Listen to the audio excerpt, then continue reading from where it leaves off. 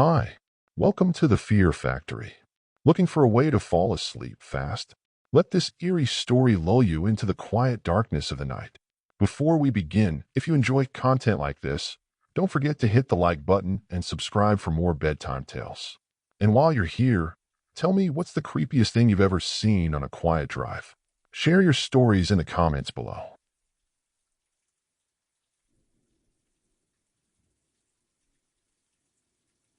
I've always been the type of person who enjoys a late night walk. There's something calming about the quiet streets, the cool air, and the way the world seems to slow down when the sun dips below the horizon. It's a time to think, to clear my head, and to escape the chaos of the day. That summer night was no different. The air was thick and warm, the kind of oppressive heat that clings to your skin and makes every breath feel like an effort. It was well past midnight, but the temperature had barely dropped from the sweltering highs of the day.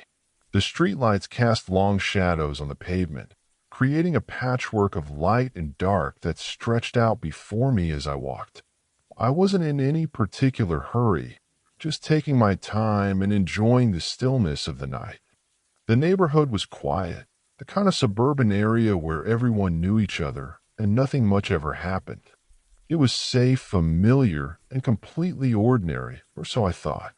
As I turned a corner onto a narrow side street, something caught my eye. At first, I thought it was just another shadow, one of many cast by the streetlights, but as I drew closer, I realized it was something else entirely. There, on the far side of the street, a figure was slowly making its way down the sidewalk. The man was dressed in a thick yellow raincoat, the kind you'd expect to see during a downpour, with a hood pulled up to obscure his face. It was an odd sight given the weather. After all, it was the middle of summer, the temperature still hovering around 84 degrees Fahrenheit, and there wasn't a cloud in the sky.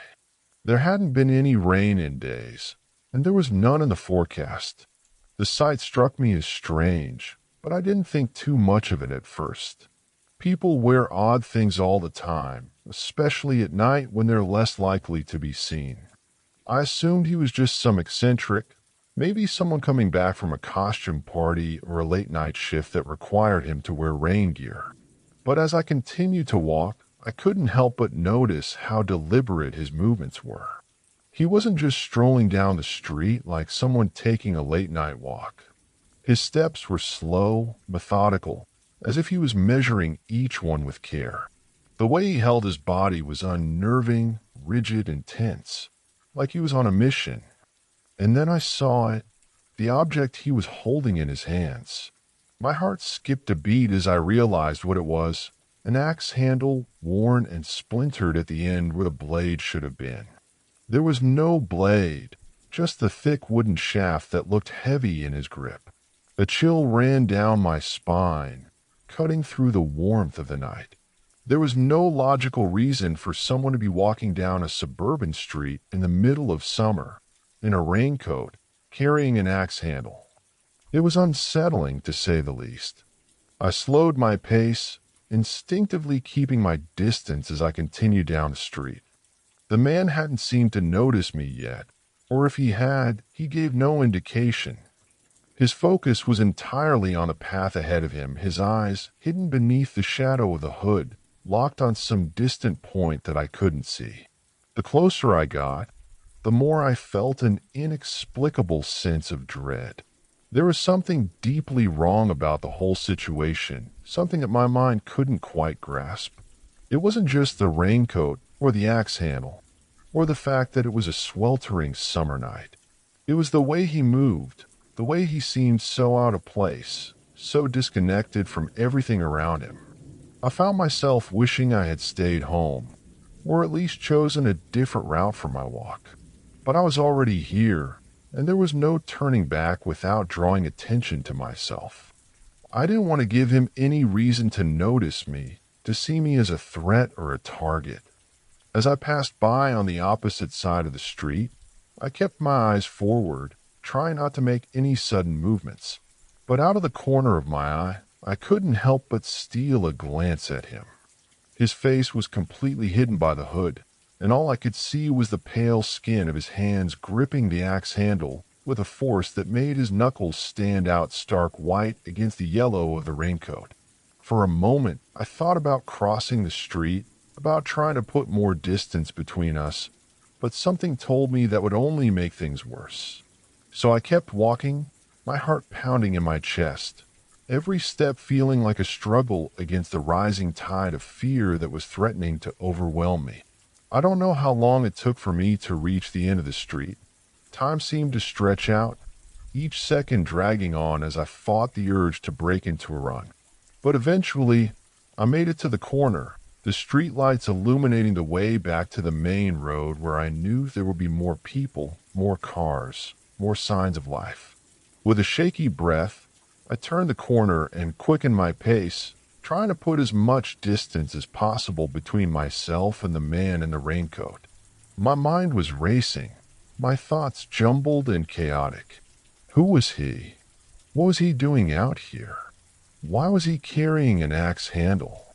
I told myself it was nothing, just some weirdo who happened to be out at the same time as me. Maybe he was harmless, just someone with a strange habit of walking the streets at night. But no matter how much I tried to rationalize it, I couldn't shake the feeling that something was terribly wrong. As I approached the main road, the distant sound of a car engine reached my ears, and I felt a wave of relief wash over me. I wasn't alone anymore. There were other people out there, people who would see me if something happened, people who could help if I needed it. But even as I stepped onto the sidewalk that bordered the busier street, I couldn't stop myself from glancing back over my shoulder. And that's when I saw him again, standing at the corner I had just turned, his figure silhouetted against the dim light of the street lamp. He was watching me. Panic surged through me like a bolt of lightning. I turned away quickly, my heart pounding in my chest as I tried to keep my composure. I told myself not to run, not to draw attention, but every instinct in my body was screaming at me to get away as fast as possible. I picked up my pace, my footsteps quick and quiet on the pavement. The main road was mostly deserted, the occasional car passing by, its headlights cutting through the darkness. I kept to the sidewalk, staying as close to the streetlights as I could, hoping that the light would offer some semblance of safety. But no matter how fast I walked, I couldn't shake the feeling that he was still behind me, that he was following me, watching me. I could almost feel his gaze on the back of my neck, cold and unrelenting, like a predator sizing up its prey. I forced myself to keep moving, my thoughts racing as I tried to come up with a plan. Should I duck into one of the nearby houses and ask for help? Should I call someone, let them know what was happening? But who would I call, and what would I say? That a man in a raincoat was following me down the street. It sounded ridiculous even to me, but the fear was real, and it was growing with every passing second. As I neared an intersection, I made a split-second decision. I would turn down another side street, a narrow alley that would take me back toward my own neighborhood. It wasn't well lit, but it was a shortcut, and if I could just get there, I might be able to lose him. Without hesitating, I veered left, my feet pounding against the pavement as I sprinted into the alley. The shadows closed in around me, the dim light of the street lamps fading behind me as I plunged deeper into the darkness. I didn't dare look back, but I could hear the faint sound of footsteps echoing off the walls of the narrow alley. They were slow, deliberate, just like before. He was still following me, still hunting me. My breath came in short, ragged gasps as I pushed myself to keep moving. The fear was suffocating, wrapping around me like a vice, squeezing the air from my lungs. Every instinct told me to run faster, to get away, but the darkness made it difficult to see, and I knew I had to be careful not to trip or stumble. The alley twisted and turned, a maze of narrow paths that seemed to stretch on forever. I could barely see a few feet in front of me, the shadows deepening with every step. But I knew where I was going. If I could just make it to the end of the alley, I would be back in familiar territory, back on the streets I knew so well. But the footsteps were getting closer, the sound growing louder and more insistent with every passing second. I could feel the panic rising in my throat, threatening to choke me as I realized he was gaining on me. I pushed myself harder, my legs burning with the effort as I sprinted toward the end of the alley. The darkness seemed to close in around me, the walls of the alley pressing in on all sides, suffocating me with their oppressive weight. And then, just as I thought I couldn't go any further, I saw it, the faint glow of a streetlight at the end of the alley. Salvation was just ahead, if I could only make it a few more steps. But the footsteps were right behind me now, so close I could almost feel his breath on the back of my neck. I forced myself to keep going, every muscle in my body screaming in protest as I pushed through the pain and fear. The light grew brighter, closer, until finally I burst out of the alley and onto the street. The sudden change from darkness to light was disorienting, and I stumbled, nearly losing my balance as I tried to regain my bearings. But I didn't stop. I couldn't stop. I kept running, my feet pounding against the pavement as I fled down the street. The houses were familiar now, the layout of the neighborhood etched into my memory. I knew exactly where I was, and I knew I was almost home. But the footsteps were still behind me, relentless and unyielding. He hadn't given up, hadn't slowed down. He was still coming, still chasing me. My heart was pounding in my chest, my breath coming in ragged gasps as I pushed myself to run faster. The fear was overwhelming, a tidal wave of panic that threatened to drown me as I sprinted toward the safety of my own home. And then, just as I rounded the final corner, I saw it. My house, the front porch light shining like a beacon in the darkness. Relief flooded through me, giving me the strength to push through the last few steps, my body screaming in protest as I raced up the driveway. I fumbled with my keys, my hand shaking so badly I could barely get the key into the lock. But somehow I managed to get the door open, and I threw myself inside, slamming the door shut behind me. I stood there for a moment, my back pressed against the door, my chest heaving as I tried to catch my breath. The house was silent, the only sound the pounding of my own heartbeat in my ears. I waited for what felt like an eternity, my body tense and ready to bolt at the first sign of danger. But there was nothing. No sound of footsteps, no knock on the door, no shadowy figure lurking outside the window. The man in the yellow raincoat was gone, and I was alone in the quiet darkness of my own home. It was only then that I allowed myself to breathe, the fear slowly ebbing away as the reality of what had just happened began to sink in. I had been followed, stalked, by a man in a raincoat, in the middle of a sweltering summer night. He had chased me through the streets, down dark alleys, and right to the doorstep of my own home. But why? What had he wanted? And why had he just disappeared?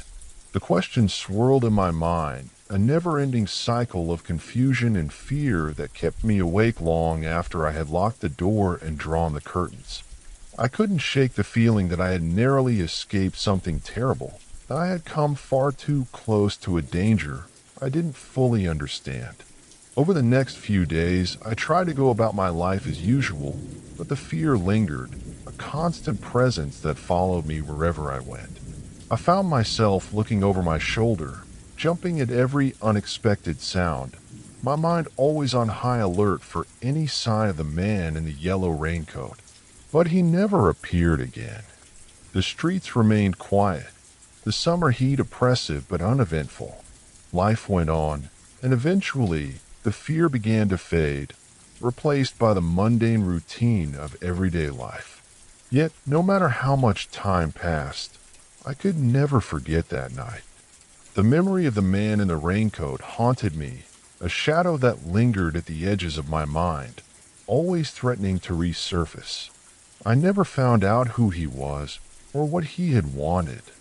Maybe he was just some harmless weirdo, out for a walk in his raincoat on a hot summer night.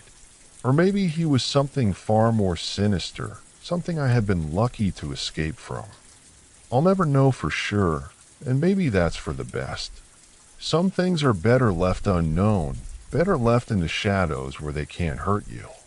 But even now, whenever I take a late night walk, I can't help but glance over my shoulder, half expecting to see a figure in a yellow raincoat slowly following me down the street, an axe handle clutched tightly in his hands. And every time I do, I remind myself of that night, and the lesson it taught me: the world is full of dangers, some hidden in plain sight, some lurking just out of view. You never know when you might come face to face with one of them. All you can do is be prepared, trust your instincts, and hope that when the time comes, you'll be ready to run.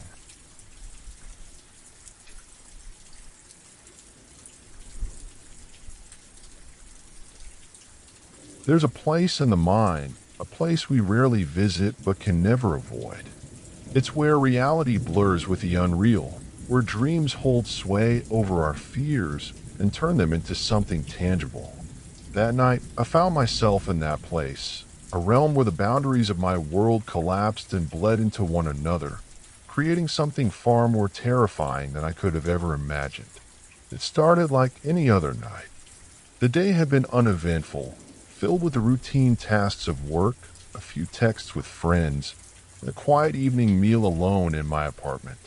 I lived in a modest one-bedroom on the third floor of a building that was old but well kept. The walls were thick, the floors creaked in the winter, and the pipes rattled with age. It was the kind of place where you learn to ignore the odd noises, chalking them up to the quirks of an old building. By midnight, I was ready to sleep. I crawled into bed, exhausted, but sleep didn't come easily. I lay there, staring at the ceiling, the glow of the street lamp outside filtering through the curtains and casting pale, shifting shadows across the room.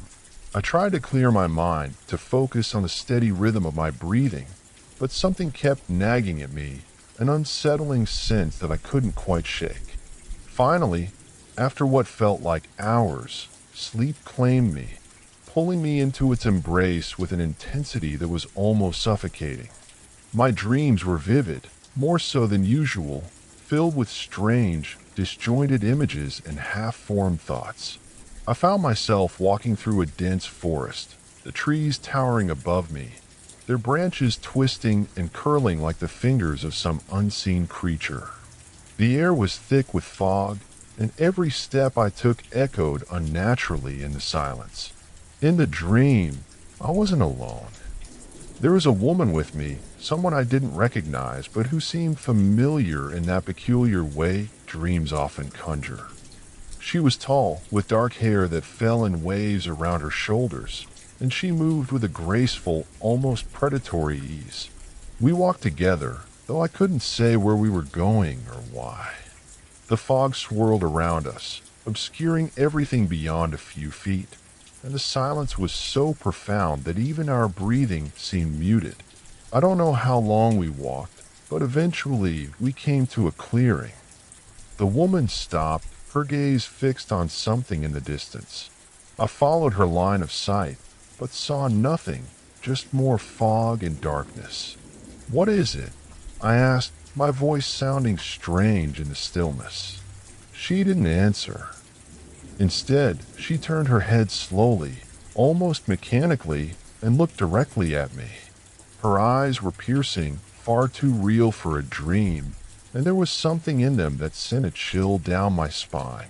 "There's someone in your apartment," she said, her voice low and filled with an urgency that cut through the haze of sleep. "Wake up." The words hit me like a physical blow, jolting me out of the dream with such force that I gasped, sitting bolt upright in bed. My heart pounded in my chest, adrenaline surging through my veins as I tried to process what had just happened. For a moment, I was disoriented, still caught between the dream and waking reality. The room was dark, the shadows cast by the street lamp flickering across the walls, and everything was quiet. Too quiet. I told myself it was just a dream, a product of my overactive imagination.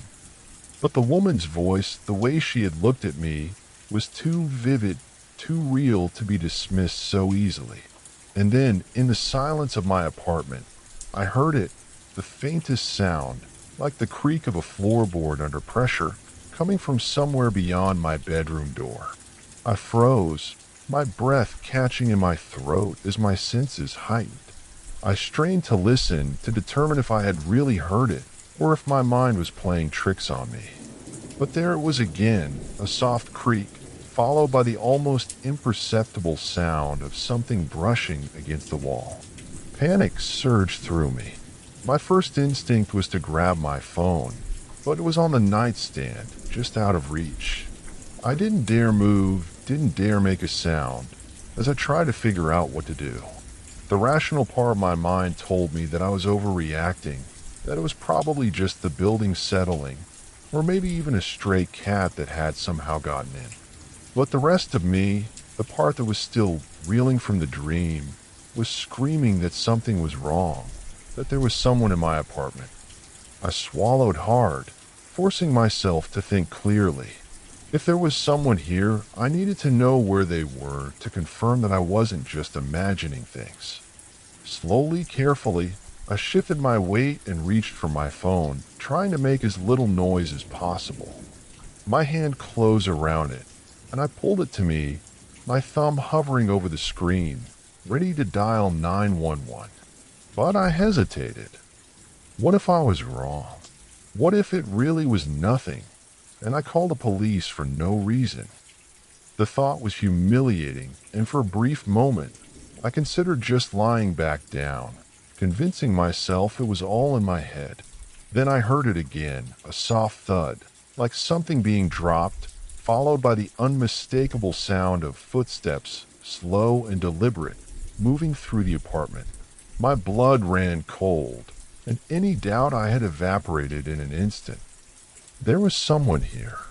I dialed 911, my hand shaking as I did so, and pressed the phone to my ear. The operator answered almost immediately, her calm professional tone a lifeline in the midst of my terror. 911, what's your emergency? There's someone in my apartment, I whispered, my voice barely audible. I'm in my bedroom. I think they're outside my door.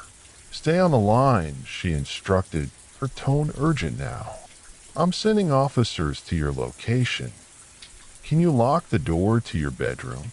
I glanced at the door, my heart sinking. The lock was old, flimsy, something that wouldn't hold up against any real force. But it was all I had. Yes, I breathed, trying to muster the courage to move. I'm going to lock it. Okay. Do it quietly, and then stay on the line with me. I slid out of bed, my legs trembling so badly that I almost collapsed.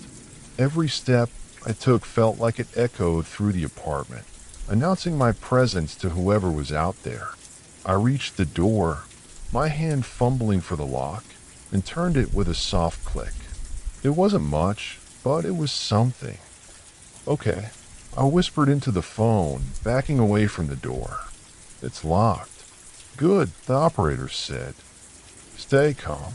The officers are on their way. Do you hear anything else? I listened, pressing my ear to the door, trying to pick up on any sound from the other side. For a moment, there was nothing, just the deafening silence that had settled over the apartment. Then, just as I was about to tell the operator that it had gone quiet, I heard a soft scratching, like something being dragged across the floor. It was coming closer, growing louder with each passing second. They're right outside the door. I breathed, terror gripping me. I think they know I'm in here. Stay as quiet as you can, the operator said, her voice steady but with an edge of urgency. The officers are just a few minutes away. They'll be there soon. I didn't respond, too terrified to make any sound that might draw attention.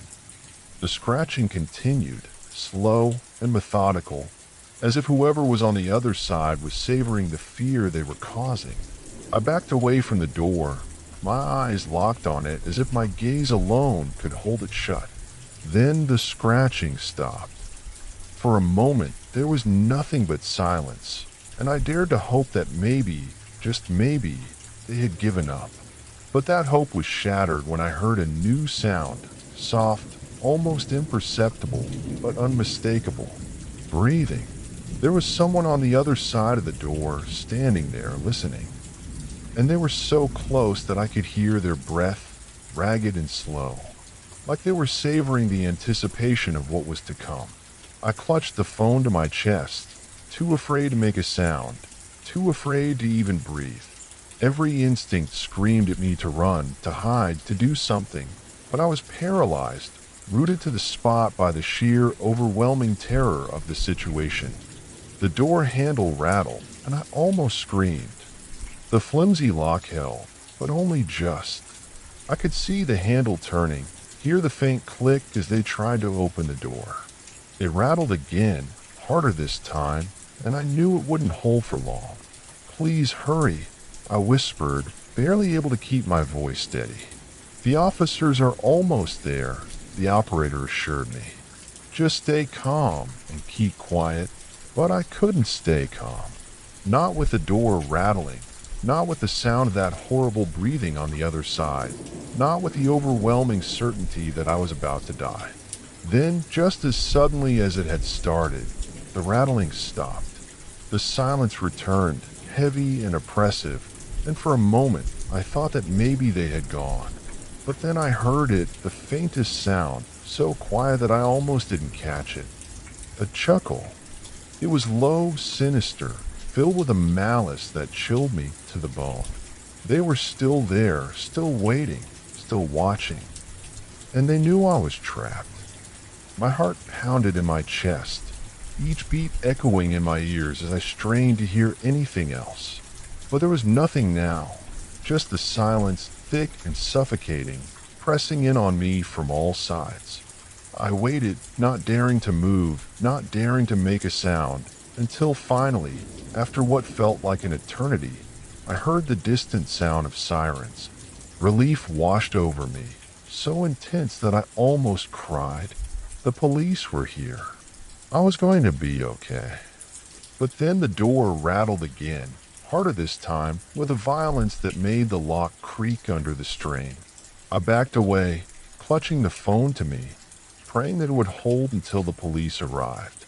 "Please," I whispered, my voice trembling with fear. "Please hurry.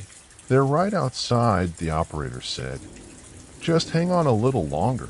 I could hear the sirens now, growing louder as they approached, and with them came a flicker of hope. I was going to be okay. The police would get here, they would catch whoever this was, and it would all be over. But then, with a sudden violent crack, the door burst open, the lock giving way under the force. I screamed, dropping the phone as I stumbled backward, my eyes locked on the dark figure that stood in the doorway. They didn't move, didn't say anything.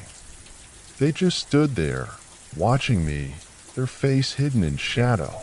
But I could see their eyes, glinting in the dim light, and they were filled with a hunger that turned my blood to ice. I scrambled backward, my hands searching for something, anything to defend myself with, but there was nothing. I was trapped, cornered, with nowhere to go. The figure took a step forward, and I could see them more clearly now. They were tall, their frame obscured by a long coat, and their face was hidden beneath a wide-brimmed hat that cast deep shadows over their features.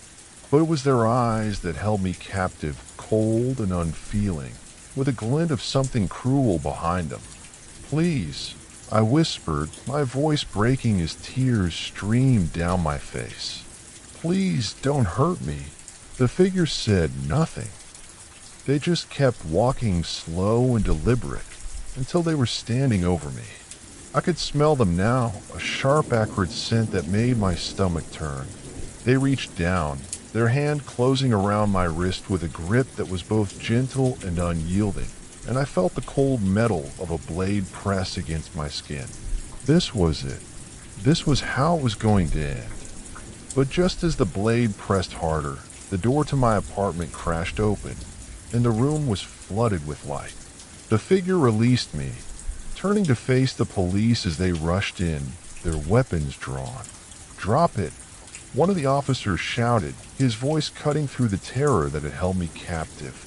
The figure hesitated, their grip on the blade tightening for a moment before they let it fall to the floor with a soft thud. The police moved in, tackling them to the ground and cuffing them, their voices a blur of sound as they secured the scene. I sat there, numb and trembling, unable to process what had just happened. The figure was led away, their face still hidden, and as they passed me, they turned their heads slightly, just enough for me to catch a glimpse of their eyes one last time.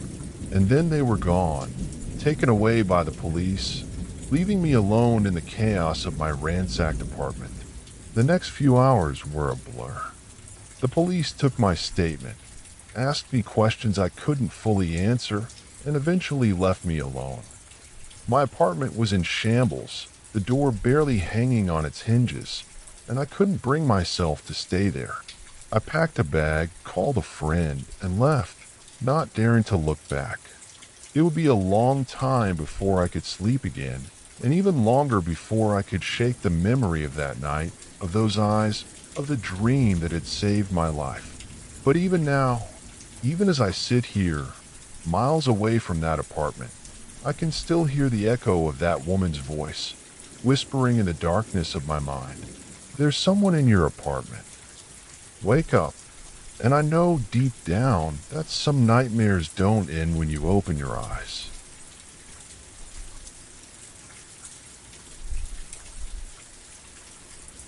The sound of crickets chirping outside my window was a familiar lullaby, one that had accompanied me through many restless nights.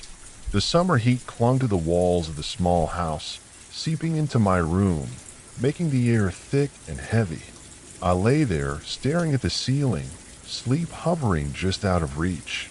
My mind wandered, thoughts drifting aimlessly, but beneath it all, there was an uneasy feeling I couldn't quite shake. A premonition, perhaps, though I brushed it off as nothing more than the product of a long, exhausting day. The clock on my nightstand ticked away the seconds, each one dragging me closer to the point of exhaustion. I finally felt myself slipping into the welcome embrace of sleep, the world around me fading into a comforting blur.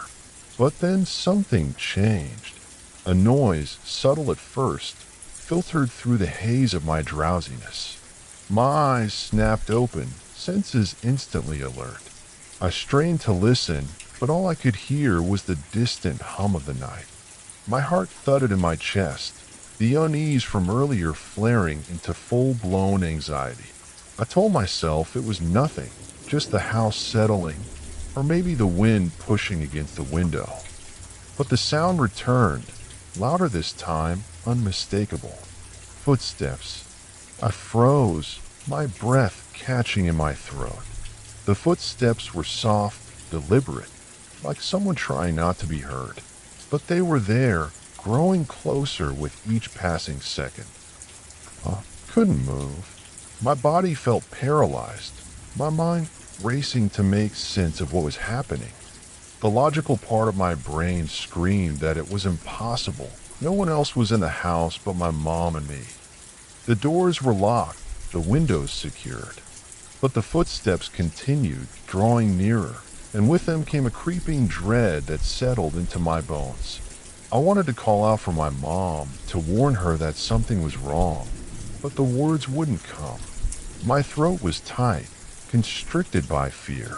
The footsteps stopped just outside my bedroom door. I could hear the faint rustling of fabric, the sound of someone, something standing right there just a few feet away, and then the door slowly creaked open. I didn't have time to react, to even comprehend what was happening. A dark figure loomed over me, and before I could scream, a hand clamped down over my mouth and nose, cutting off my breath. My eyes went wide with terror as I stared up into the face of my attacker, but all I could make out in the dim light was the glint of cold, emotionless eyes. "Don't scream," the man hissed, his voice low and threatening. His weight pressed down on me, pinning me to the bed as he straddled my chest. I tried to thrash, to buck him off, but he was too strong, his grip on my face unyielding. "Roll over," he ordered, his tone brooking no argument. No.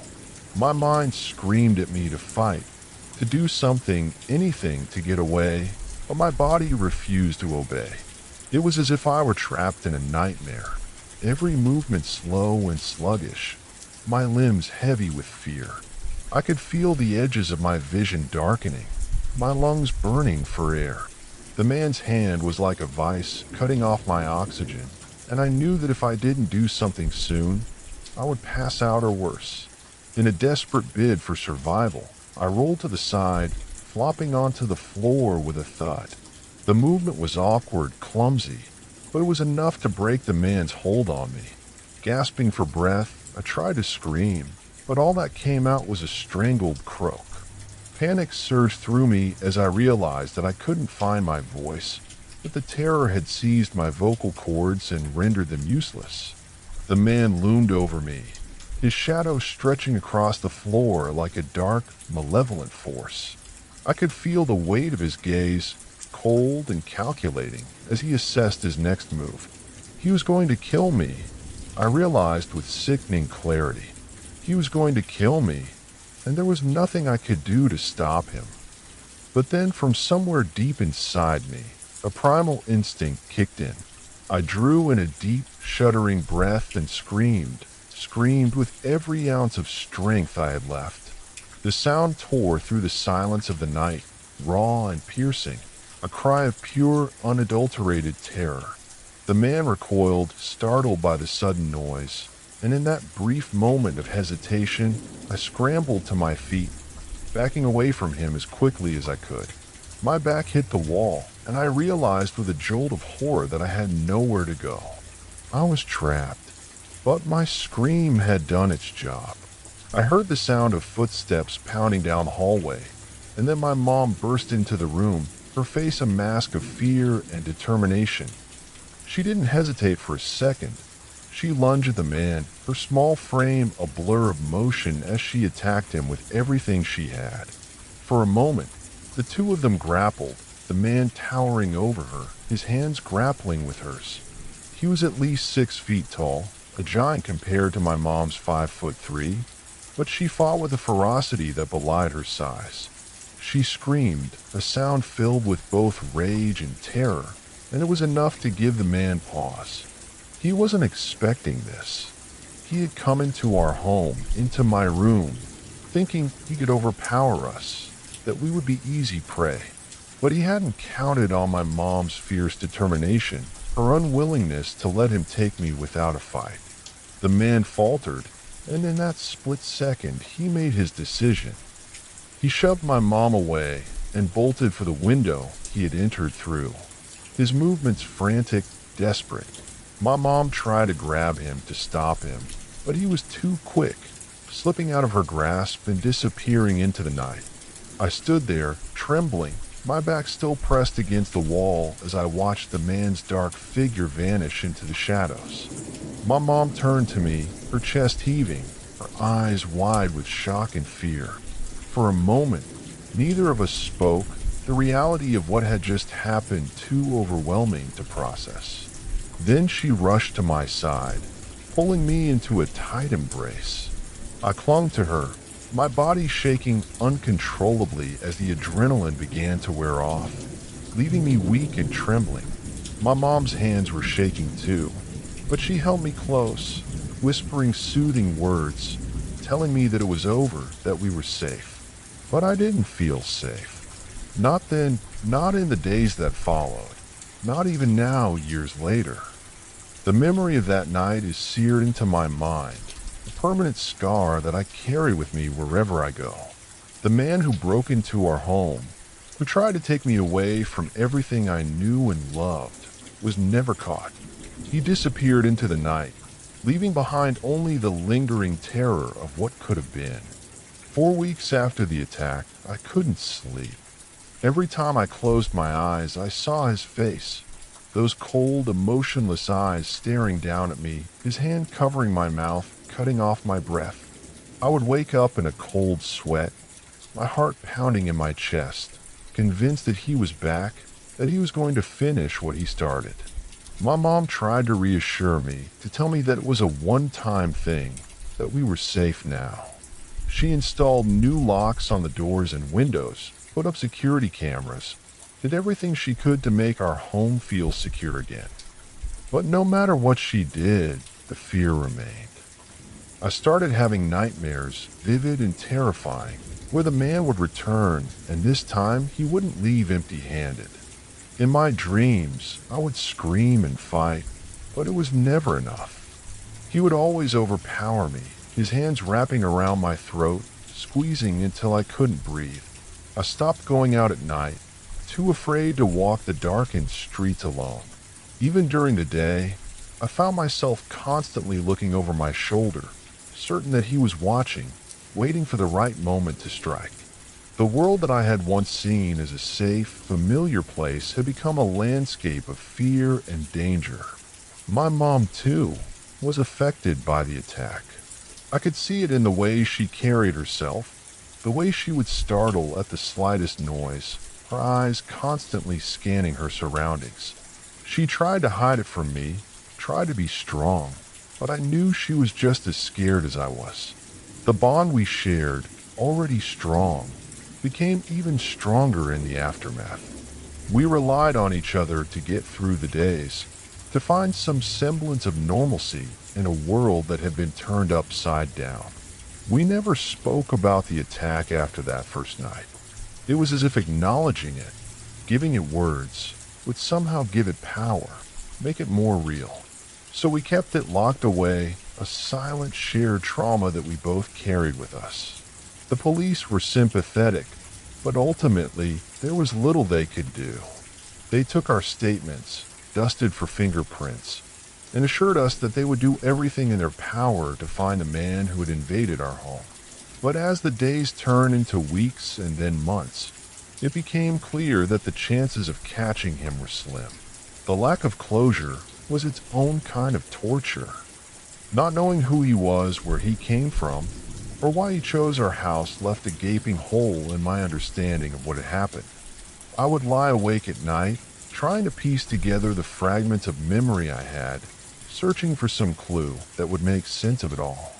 But there was nothing.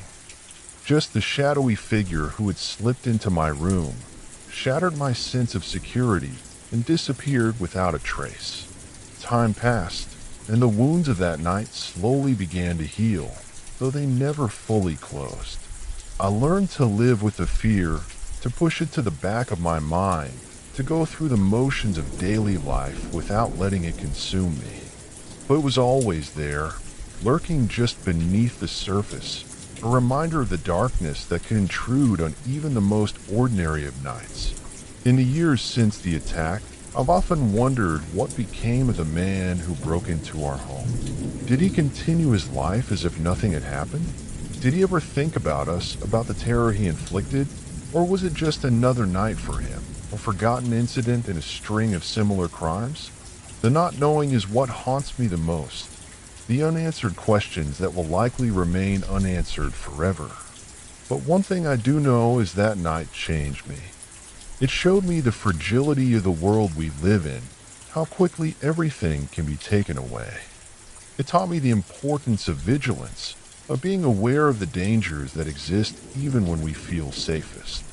Most of all, it showed me the strength that lies within, both in myself and in my mom.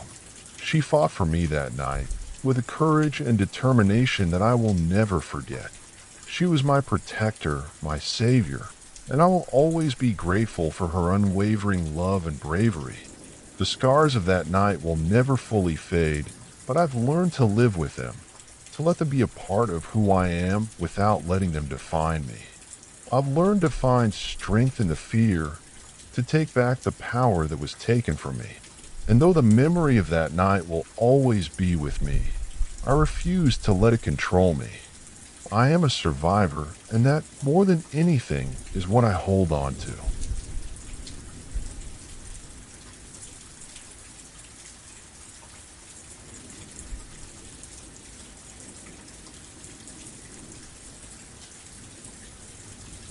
The old apartment building was the kind that creaked with every step, as if it had a voice of its own, whispering secrets of those who had lived and died within its walls. We lived on the third floor, my mom and I, in a small unit with peeling wallpaper and windows that barely kept out the draft. But it was home, and to a kid like me, the creaks and groans of the building were just part of the charm, a backdrop to the mysteries my young mind conjured. My mom was a kind woman, the sort who couldn't bear to see anyone lonely or in need. It was probably why she struck up a friendship with Ms. Evelyn, the lady who lived in the apartment directly below ours. Miss Evelyn was older, maybe in her 50s, with graying hair that she always wore in a neat bun. She was quiet, a bit withdrawn, but my mom had a way of drawing people out of their shells. She'd invite Miss Evelyn up for coffee or tea, and they'd sit in our tiny kitchen, chatting about everything and nothing. Miss Evelyn didn't have many friends, or at least none that I ever saw. She was always alone, and my mom must have sensed that she needed someone to talk to. So it became a routine. Every few days, Miss Evelyn would come up, carrying a small plate of cookies or some other treat she'd baked, and the two of them would spend an hour or so talking. I never paid much attention to their conversations, too busy with my own world of toys and cartoons, but I liked Miss Evelyn well enough. She was nice to me, always had a kind word or a sweet to offer. Then one day, Miss Evelyn stopped coming. At first, my mom didn't think much of it. People get busy, life happens. But as the days turned into a week and then two, I could see the worry starting to creep into her eyes. She mentioned it in passing, how odd it was that she hadn't heard from Miss Evelyn, how she hoped everything was okay. I didn't think much of it at the time. Adults had their own lives, and I was too young to understand the weight of what my mom was feeling. Finally, after nearly 3 weeks of silence, my mom decided we should go check on her. It was a Saturday afternoon, and I remember the sky outside was a dull gray, the kind that makes everything feel a little heavier, a little more oppressive. We walked downstairs, my mom holding my hand a bit tighter than usual. There was something in the air, a tension that I couldn't quite place, but it made my skin prickle with unease. When we reached Miss Evelyn's door, my mom knocked lightly, then stepped back, waiting. We stood there in the dimly lit hallway, the silence pressing down on us like a weight. After a few moments, she knocked again, a little louder this time. Still nothing. I could see the worry etched on her face now, her brows furrowed as she reached for the door handle. It was like something out of a horror movie, the way the door slowly crept open with a low, drawn-out creak, as if it had been left ajar for days forgotten. My mom hesitated, her hand hovering over the handle, before she gently pushed the door wider. The air that wafted out from inside was stale, thick with a sickly sweet odor that made my stomach churn. We stepped inside, my mom calling out softly, "Evelyn, are you here?" But there was no answer, only the heavy silence of an empty apartment. The living room was dark, the curtains drawn tight, casting long shadows across the room. Everything was as it had always been, neat, tidy, but there was an unsettling stillness that made the hairs on the back of my neck stand up. My mom moved forward, her steps slow and deliberate, her hand still gripping mine. "Evelyn," she called again, her voice trembling slightly. We made our way through the living room and into the narrow hallway that led to the bedroom and bathroom.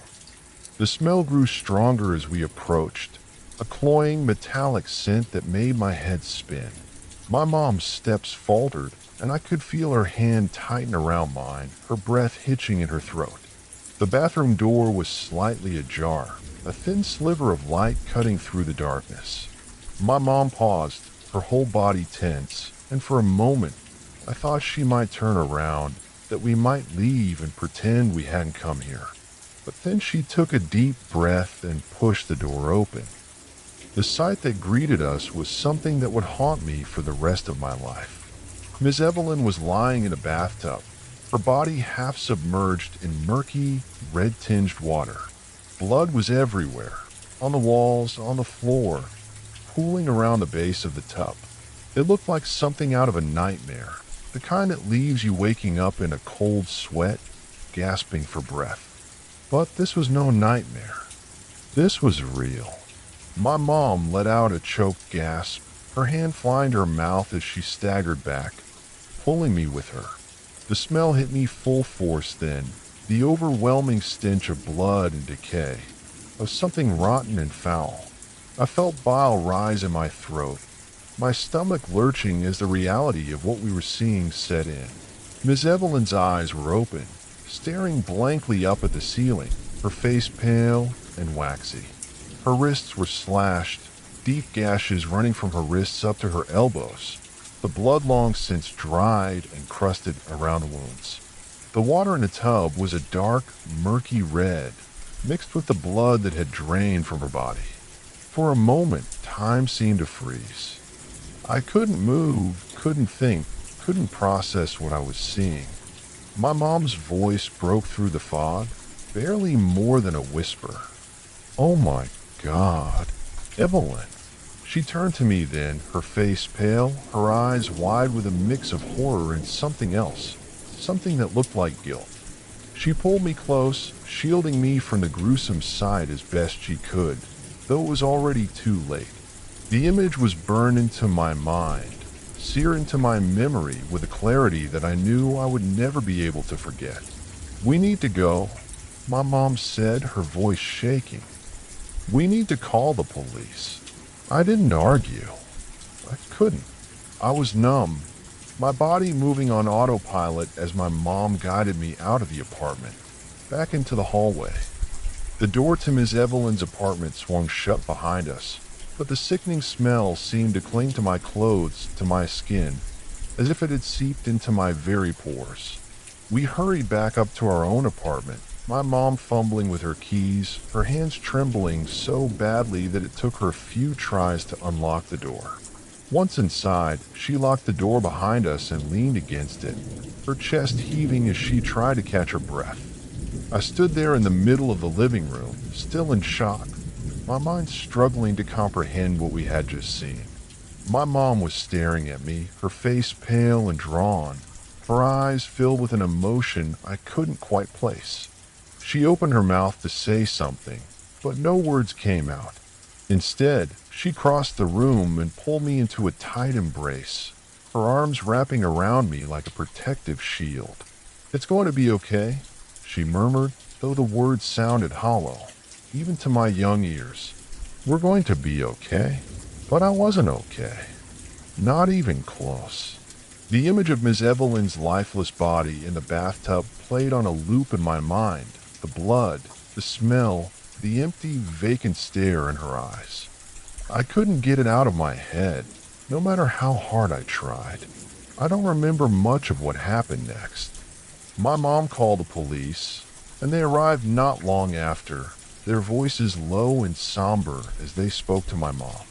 I was asked a few questions, but I could barely hear them over the pounding of my own heart, the deafening roar of my thoughts. The days that followed were a blur. The police came and went, as did some other people, neighbors I think, who spoke in hushed tones and cast sympathetic glances my way. I overheard snippets of conversations, words like suicide and girlfriend, and couldn't handle the pain, but none of it made sense to me. None of it mattered. What mattered was that Miss Evelyn was gone.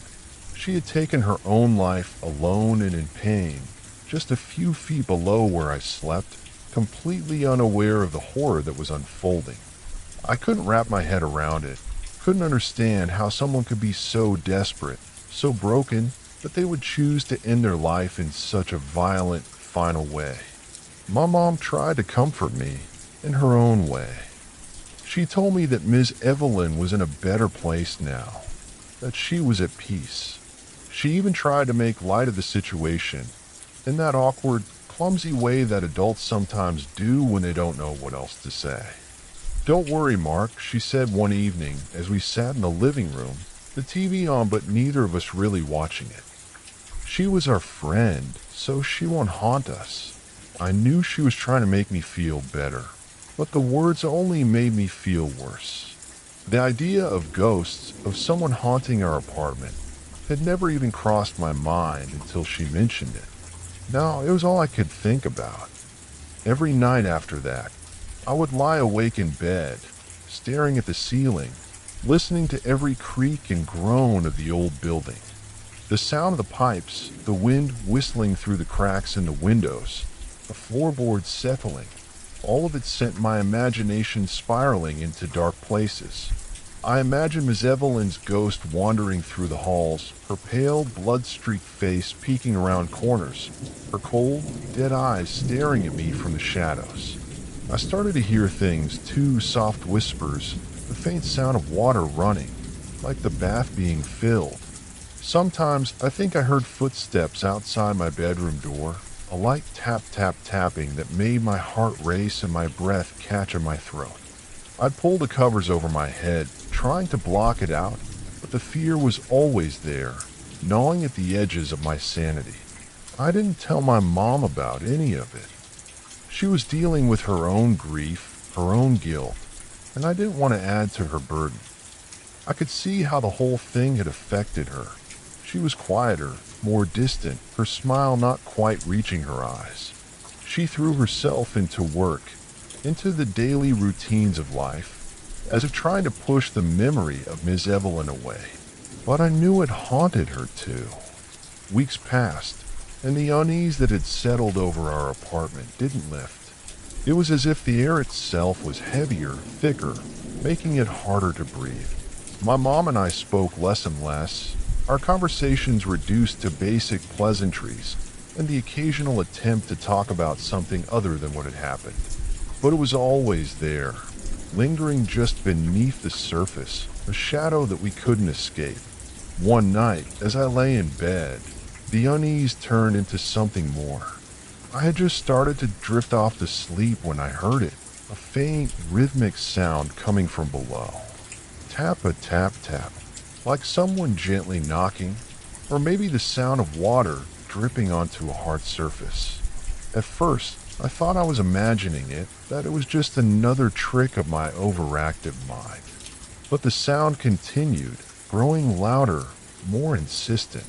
I sat up in bed, my heart pounding in my chest, straining to hear where the noise was coming from. It seemed to echo through the floor, as if it were coming from Ms. Evelyn's old apartment. The thought sent a chill down my spine. I tried to tell myself it was nothing, just the building settling, or a neighbor doing something late night. But I couldn't shake the feeling that something was wrong. I got out of bed and crept to my bedroom door, opening it just a crack. The hallway was dark, the only light coming from the thin sliver of moonlight filtering through the window at the end of the hall. The tapping continued, steady and relentless, like a countdown to something I didn't want to face. Taking a deep breath, I stepped into the hallway, the cold floorboards creaking under my feet. I moved slowly, trying to be as quiet as possible, not wanting to wake my mom or alert whatever was making that sound. I made my way to the door of our apartment, the noise growing louder with each step. I hesitated for a moment, my hand hovering over the doorknob. I wanted to turn back, to crawl back into bed and hide under the covers, but something compelled me to keep going. I needed to know what was making that sound. I opened the door just a crack, peering into the hallway outside. It was empty, the dim light casting long, eerie shadows along the walls. But the sound was clearer now, unmistakable. It was coming from below, from Ms. Evelyn's apartment. I swallowed hard, every instinct screaming at me to close the door and go back to bed. But instead, I found myself stepping out into the hallway, my bare feet cold against the wooden floor. I made my way to the staircase, each step feeling like it took an eternity. The tapping continued, unbroken, as if it were calling me down. When I reached the second floor landing, I stopped, listening intently. The sound was coming from inside Miss Evelyn's apartment. That much was clear now. I stood frozen, staring at the door, the same door that had creaked open so ominously the day we found her. My hand shook as I reached for the doorknob, the cold metal sending a shiver through me. I didn't want to open it, didn't want to see what was on the other side, but something pushed me forward. Slowly, I turned the knob, the door giving way with that same low creak. The apartment was dark, just as it had been the last time I was here. But the smell was gone, replaced by the musty odor of a place left untouched for too long. I stepped inside, the floorboards groaning beneath my weight, the tapping sound still echoing through the empty rooms. "Hello?" I called out softly, my voice trembling. No answer, just the relentless tap, tap, tap. I moved deeper into the apartment, my eyes struggling to adjust to the darkness.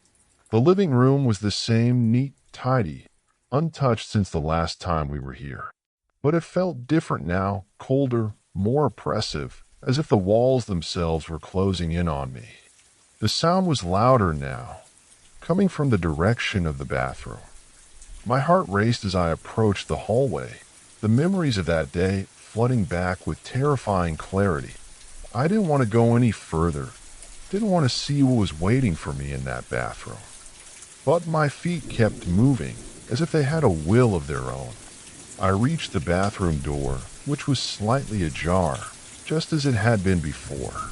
The tapping was louder now, more distinct, like the steady drip of water onto porcelain. My hand trembled as I pushed the door open, the hinges squealing in protest.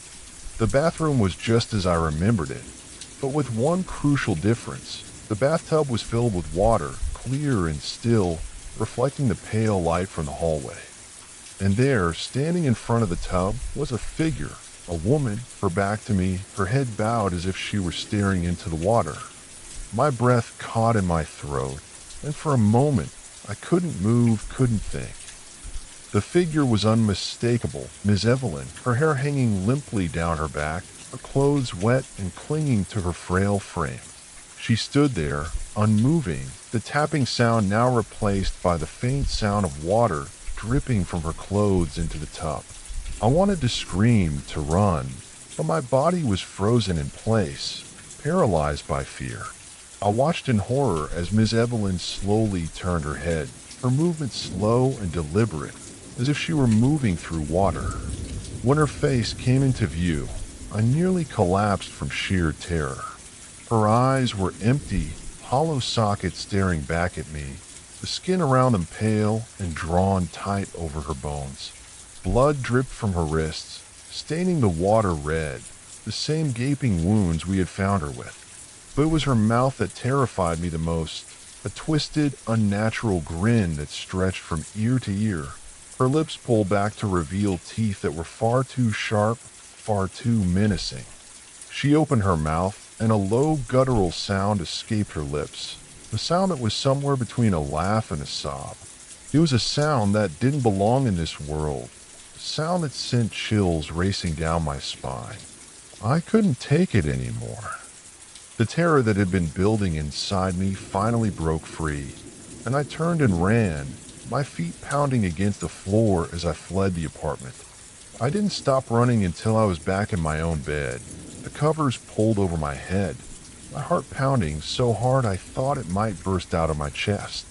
I didn't sleep that night, or for many nights after.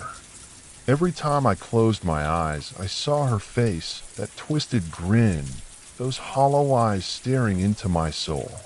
I heard the sound of her laughter, the drip of water, the relentless tapping. I never told my mom what I saw.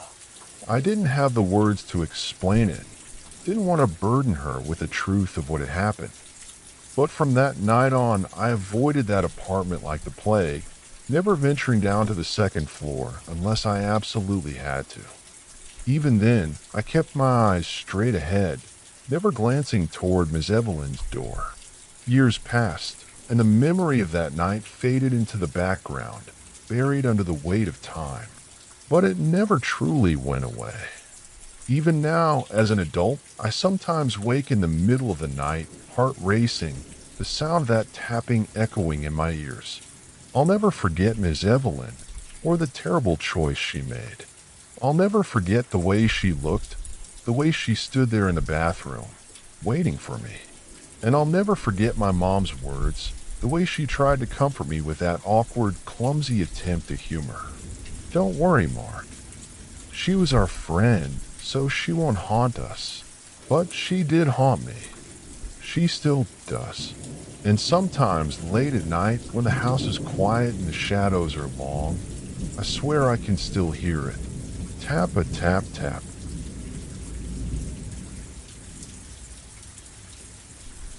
The first time I saw Emma, I didn't think much of her. She was just an old porcelain doll, sitting on a dusty shelf in my friend Lisa's clutter apartment. Her face was pale, almost too pale, with wide staring eyes that seemed to follow you wherever you moved. But it was her expression that unnerved me the most, a slight, knowing smile, as if she was in on some secret the rest of us couldn't see. I still remember that night clearly.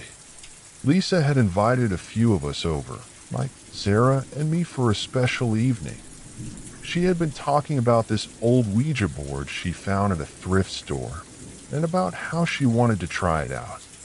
Of course, I was skeptical.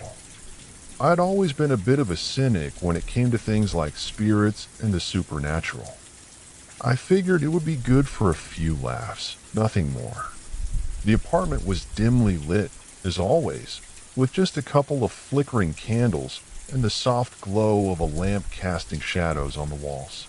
It smelled like old books and something sweet, almost floral, that I couldn't quite place. Lisa was the last one of us to move out after college, and she had a habit of collecting strange antique things, like Emma. The doll had been a gift from her grandmother, or so she said. She'd had it for years, and it always sat on that same shelf, never moved, never touched, until tonight. Lisa brought the Ouija board to the table, a small wooden thing with faded letters and an ornate planchette. It looked ancient, like something that belonged in a museum. We gathered around the table, the four of us, with Emma watching from her shelf. I didn't notice it at the time, but later I would remember how her eyes seemed to gleam in the candlelight, how her smile looked a little wider. "We're doing this to talk to Emma," Lisa announced, placing the planchette in the center of the board. "I've always felt like she had something to say." Mike chuckled. "A doll with a secret. That's rich." Sarah shot him a look. "Come on, Mike. At least try to take it seriously." I stayed silent, my eyes flicking between the board and Emma's unmoving form. A part of me wanted to tell Lisa this was a bad idea, that we were messing with things we didn't understand. But I didn't. Maybe I was curious, or maybe I just didn't want to be the buzzkill. Either way, I kept my mouth shut and put my fingers on the planchette along with the others. Lisa started us off with the usual questions. "Is there anyone here who wants to speak to us?" The planchette moved slowly, spelling out yes. It felt like a game, a trick. I was sure one of them was pushing it. "What is your name?" she asked. This time, the planchette moved faster, spelling EMMA. We all glanced at the doll. Her smile seemed a little less friendly now, more like a smirk. "What do you want to tell us, Emma?" Lisa asked. The planchette hesitated, then began to move again. FRIEND. Lisa's face lit up with a grin. "See? She's friendly. I told you." We asked more questions, simple ones like, "How old are you? And where are you from?" The answers came slowly, sometimes in jumbled letters that didn't make sense, but there was nothing threatening. It all felt harmless, like a parlor trick, until Sarah asked, "Emma, what's your favorite place to hide in the apartment?" There was a long pause, and then the planchette moved, more forcefully this time. "INSIDE, inside," Sarah repeated, looking puzzled. Inside what? No one said anything, but I could feel the tension growing. The air seemed thicker somehow, colder. Lisa asked, "Inside where, Emma?" The planchette jerked, spelling out the next word with a sudden urgency. HOME. A chill ran down my spine. I glanced at Emma. Her eyes seemed darker, deeper, as if they held a void. The shadows in the room grew longer, and the sweet floral scent turned sour, like rotten flowers. "I don't like this," Mike said quietly. "We should stop." Lisa nodded, her face pale. She reached for the planchette, but before we could move it to goodbye, it jerked violently, starting to spell out ZO. I don't know what came over me, but I grabbed the planchette and forced it over goodbye, my heart pounding. The room fell silent. The candles flickered, then went out, plunging us into darkness. For a moment, no one moved, no one spoke. We just sat there, breathing heavily, staring at each other in the dim light. "What the hell was that?" Mike finally said, his voice shaky. "I don't know," Lisa whispered. "I don't know." That night, I had trouble sleeping. I kept seeing Emma's face in my mind, her eyes following me, her smile growing wider. The apartment felt different too, like it was alive, watching. Every creak of the floorboards, every rustle of the curtains set my nerves on edge. I told myself it was just my imagination, that I was being paranoid, but the feeling wouldn't go away. The next morning, I found a long scratch mark on the inside of my closet door. It hadn't been there before. I ran my fingers over it, feeling the rough, splintered wood, and a sense of dread washed over me. It was like a claw mark, deep and jagged. I tried to convince myself it was just from moving furniture, maybe an old mark I hadn't noticed. But I knew better. When I mentioned it to the others, they had their own stories. Mike said he'd heard whispering near Emma's shelf late at night, like someone was having a hushed conversation. Sarah swore she saw shadows moving across the walls, even when no one was there. And Lisa, she looked like she hadn't slept at all, her eyes red-rimmed and haunted. "I think we let something in," she said quietly, glancing at Emma. "Something that's not Emma." We decided to meet that evening, all of us, to figure out what to do. The idea of using the Ouija board again made my skin crawl, but we needed answers, and we needed to send whatever it was back. We couldn't let it stay. That evening, we gathered in the living room, armed with salt, candles, and protective charms. Lisa had brought some books on spirits and cleansing rituals, things she had picked up over the years. We formed a circle around the table, Emma sitting in the center, her eyes reflecting the candlelight. "We'll ask it to leave," Lisa said, her voice firm. "We'll send it away. And if it doesn't go, we'll force it out." We placed the planchette on the board and put our fingers on it. My heart was pounding and my palms were sweaty, but I forced myself to stay calm. We had to do this. "Is there a spirit here with us?" Lisa asked. The planchette didn't move. The silence was heavy, pressing down on us. The shadows seemed to grow darker, the air colder. "Did you come here through Emma?" Sarah asked, her voice barely above a whisper. "Nothing." My fingers tingled, as if an electric current was running through the planchette. I was about to suggest stopping when the planchette moved, slow and deliberate. Y ese punto. A shiver ran down my spine. Lisa swallowed hard. "Are you here to harm us?" The planchette moved again, faster this time. Relief washed over me, but it was short-lived. Lisa asked the next question. What do you want? The planchette spelled out a single word. Home. I felt sick. The word echoed in my mind, bringing back the memory of Emma's eyes, her smile. What do you mean, home? I blurted out. The planchette jerked violently, spelling out ZO. We all gasped, and Lisa snatched the planchette, forcing it to goodbye. The candles flickered, and a gust of wind blew through the room, extinguishing them. In the darkness, I heard a soft laugh, high-pitched and childlike. I froze, my breath caught in my throat. The laugh came again, closer this time. I felt something brush against my arm, cold and clammy, and I recoiled. We need to get out, Mike said, his voice breaking. Now, we stumbled to the door, fumbling in the darkness. As we reached the hallway, I glanced back. Emma was still sitting on the table, but her eyes, they were glowing a dull red light, and her smile had grown wider.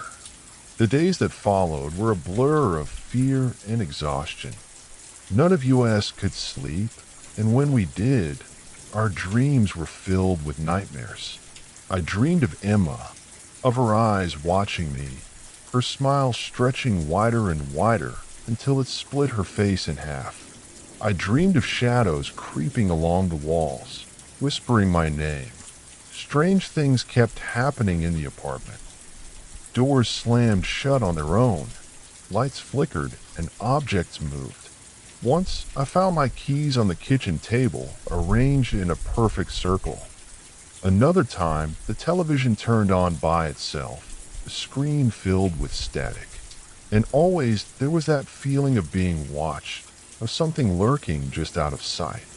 Lisa tried everything. Sage, salt, protective symbols. Nothing worked. If anything, it seemed to make things worse. The more we tried to banish whatever it was, the more aggressive it became. I found scratches on my arms, like something had clawed me in my sleep. Sarah woke up with bruises, dark and purple, on her legs. Mike's hair began to fall out in clumps, leaving bald patches on his scalp. One night, I heard the laugh again, that same high-pitched giggle. It echoed through the apartment, bouncing off the walls. I followed the sound to the living room, my heart racing. Emma was sitting on the table, just as we had left her. Her eyes glowed in the darkness, and I swear I saw her lips move. Home, she whispered. By the third week, the apartment felt more like a prison than a home. Every inch of it seemed to hold a hidden menace, and I started to dread even the smallest tasks, like walking down a hallway or reaching for a glass of water. I noticed the shadows in the apartment were darker, almost as if they had substance. They clung to the corners, and sometimes they shifted when no one was moving. Lisa's state was deteriorating. The confident girl who had insisted on using the Ouija board in the first place was now a shell of herself. Her eyes were always red and puffy from crying, and she kept mumbling under her breath about Emma, as if talking to herself. One night, I found her in the living room, crouched by Emma, whispering things I couldn't hear. When I touched her shoulder, she jumped up, eyes wild with fear, like she didn't even recognize me.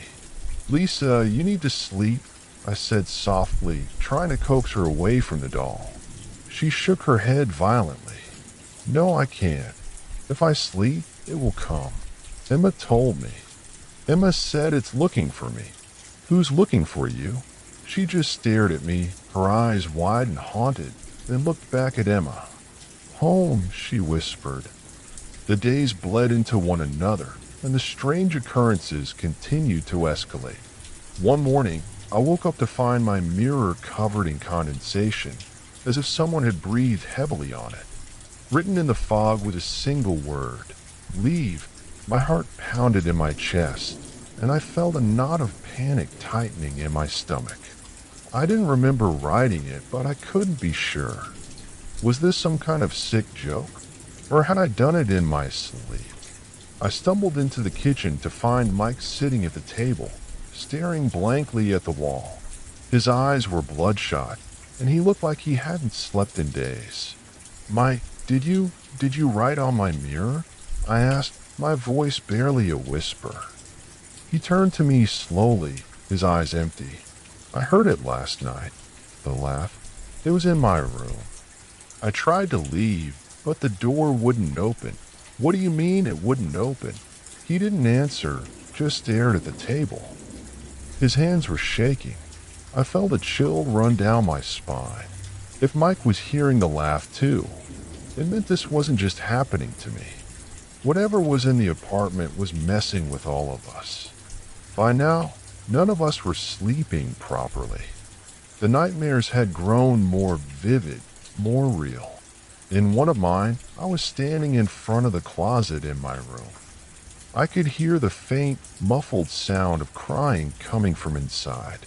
I opened the door, and there was Emma, sitting on a pile of my clothes, her eyes glowing in the dark. Her lips moved, forming a single word, "home." I woke up drenched in sweat, my heart pounding. The sound of the crying still echoed in my ears. Lisa had taken to carrying Emma around with her. She refused to let the doll out of her sight. "Emma's protecting me," she kept saying, her voice shaky. "Emma said it would keep me safe." "From what, Lisa?" Sarah asked one evening, her voice trembling. Lisa didn't answer, just clutched Emma tighter. I felt a surge of frustration. We needed to do something, anything, to get out of this nightmare. "Maybe we should try to leave," I said, though the idea of leaving Lisa behind made my stomach churn. "Just for a night to see if it helps." Lisa shook her head furiously. "We can't leave. It's in here. If we leave, it will follow." Emma said so. "What's in here, Lisa?" I pressed. Her eyes darted around the room, as if she was expecting something to jump out at us. "Home," she whispered again. That night, I found myself unable to sleep. I kept thinking about Lisa's words. What did she mean? "It's in here." I tossed and turned, feeling a growing sense of dread. My eyes kept drifting to the door of my room, expecting it to open at any moment. Finally, I gave up on sleep and decided to get some water. As I stepped into the hallway, I heard the faint sound of humming. It was a familiar tune, one that my grandmother used to hum when I was a child. The sound sent a chill down my spine. I followed the sound to the living room, where I saw a figure standing in the corner, facing the wall. The humming stopped abruptly. "Lisa," I whispered, my voice trembling. The figure turned slowly. It wasn't Lisa. It was a woman, her face pale and gaunt, her eyes wide with terror. She opened her mouth and a raspy voice came out. "Home." I stumbled back, my heart pounding. The woman's face twisted into a grotesque smile, and she began to move toward me, her steps slow and deliberate. I turned and ran back to my room, slamming the door shut behind me. I could hear the soft patter of footsteps in the hallway, growing fainter. My hands were shaking so badly I could barely lock the door. The next morning, I knew we couldn't stay in the apartment any longer. Whatever was haunting us was growing stronger. I had a feeling it was connected to Emma, but I didn't know how. All I knew was that we had to get rid of the doll, or we wouldn't make it out alive. "We have to get rid of Emma," I said, my voice shaking. "We have to take her out of the apartment." Lisa's eyes went wide, and she clutched the doll to her chest. "No, you can't take her. She's protecting us. Lisa, look at us," I shouted, my frustration boiling over. "We're falling apart. Mike is seeing things. Sarah is covered in bruises, and I'm hearing voices. This isn't protection. It's madness." Lisa's expression wavered, and for a moment, I thought she might listen. But then her eyes hardened, and she backed away from us, holding Emma tighter. You don't understand. Emma is the only thing keeping us safe. If you take her, it will find us. What will find us? Sarah asked, her voice barely a whisper. Lisa looked around the room, her eyes darting to the shadows. Home, she whispered. Later that day, Mike, Sarah, and I'm in the kitchen, out of earshot from Lisa. We need to get rid of that doll, I said, my voice low. Even if we have to take it from Lisa by force. Mike nodded. I've had enough of this. I just want my life back. Sarah looked torn, but she finally agreed. We'll do it tonight while Lisa is asleep. We'll take Emma out of the apartment and burn her. That night, we waited until Lisa went to bed. Her door was closed, and I could hear her murmuring softly, probably to Emma. My heart was pounding as Mike, Sarah, and I crept into the living room. Emma was sitting on the table, her eyes gleaming in the darkness. I felt a shiver run down my spine, but I forced myself to move. Mike grabbed a bag, and we carefully placed Emma inside. As we did, I heard a soft sigh, like a breath escaping from the doll. The air in the room grew colder, and I felt a sudden, crushing sense of dread. We needed to get out fast. We slipped out of the apartment, moving quickly down the hallway and out into the street. The night was dark, the air thick with humidity. We made our way to the empty lot behind the building, where we had set up a small fire pit. Are you sure about this? Sarah asked, her voice shaky. We don't have a choice, I said, trying to sound more confident than I felt. We placed the bag in the pit and lit a match. The flames caught quickly, licking at the fabric of the bag. As the fire grew, I heard a faint, high-pitched scream. The sound sent a chill down my spine, and I stepped back, my heart racing. The flames roared, engulfing the bag. I could see Emma's face through the fire, her eyes still wide, her smile stretching. The scream grew louder, filling the night air. I covered my ears, trying to block out the sound, but it felt like it was inside my head, piercing through my skull. Then, just as suddenly as it had started, the scream stopped. The fire crackled, and the bag collapsed into a pile of ash. We stood there in stunned silence, the air thick with the smell of burning fabric. Is it over? Mike asked, his voice trembling. I didn't answer. I didn't know. The apartment loomed behind us, dark and silent. I felt a creeping sense of unease, like something was watching us from the shadows. We returned to the apartment, our steps slow and cautious.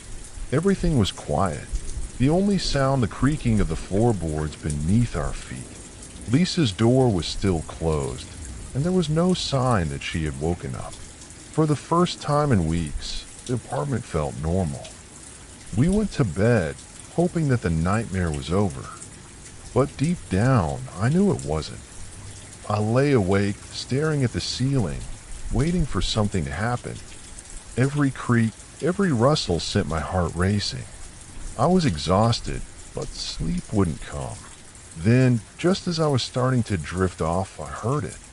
The soft, high-pitched giggle.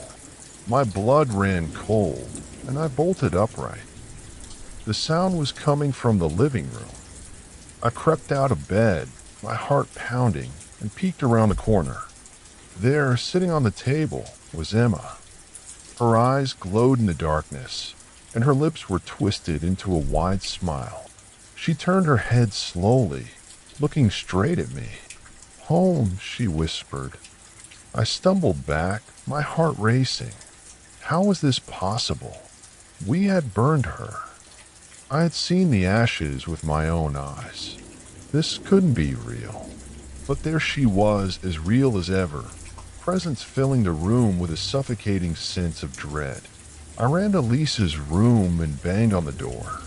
Lisa, wake up. The door swung open, and Lisa stood there, her eyes wide with terror. It's back, she whispered. It's never going to leave. We're its home now. We gathered in the living room, our breaths shallow and hearts racing. Emma sat silently on the table, her presence dominating the room. The air was thick, as if it were closing in around us. A deep, gnawing fear gnawed at the edges of my sanity. The shadows seemed darker than before, and the candlelight flickered, casting distorted shapes on the walls. "We have to end this," Mike said, his voice shaky. "We can't live like this anymore." "How?" I asked, my voice barely a whisper. "We tried burning her. We used all the protection we knew. Nothing worked." Lisa stood next to Emma, her hand hovering over the doll's head. "It's not Emma," she said quietly. "It never was. Something else was pretending to be her. And now it's using her." I felt a chill crawl up my spine. "What do you mean, pretending?" Lisa turned to face us, her eyes filled with a mixture of fear and determination. "The answer's on the board. They were never Emma's. The real Emma would never say those things. Whatever it is, it's using Emma as a way to get to us, to make us at home." A sense of hopelessness washed over me. "So what do we do?" "We have to confront it," Lisa said. "Face it and force it out. No more running. No more hiding." Sarah glanced at the window, her face pale. "Are you sure?" "What if it's too strong?" "It's already inside," Lisa replied. "The only way to get rid of it is to force it out of hiding." Mike nodded reluctantly. "All right, but how do we do that?" Lisa turned back to Emma. "We start by using the Ouija board. We make it show itself. Then we force it to leave. We set the board on the floor, with Emma placed directly in front of it." The candlelight flickered, casting strange shadows over her face. Lisa, Mike, Sarah, and I sat in a circle, our hands trembling as we placed them on the planchette. "Spirit, we know you're here," Lisa said, her voice steady. "You've been hiding in this apartment, using Emma to get to us. Show yourself." The planchette remained still. The room was so silent I could hear my heartbeat pounding in my ears. Then slowly the planchette began to move, spelling out a single word: home. A chill ran down my spine. We were on the right track, but it didn't make me feel any better. "What do you want?" I asked. The planchette moved again, faster this time, almost too quickly for us to keep up. "You. Why us?" Lisa demanded. The planchette hesitated, then spelled out another word: fear. My blood turned to ice. It was feeding off our fear, growing stronger with every passing moment of terror. We were its fuel. I felt a wave of revulsion, like a dark presence was wrapping itself around me. "We're not afraid of you," Mike shouted, his voice cracking. "Show yourself, coward." The candle flames flickered, and suddenly, the room was plunged into darkness. The air grew heavy, suffocating, as if a thick fog had filled the space. A low growl echoed through the apartment, a sound that came from nowhere and everywhere at once. I felt something brush against my arm, cold and clammy. I recoiled, my heart pounding. The shadows around us seemed to pulse, shifting and changing. Out of the darkness, a figure emerged. It was the woman I had seen before, but now she was even more grotesque. Her face was pale and gaunt, her eyes wide and empty.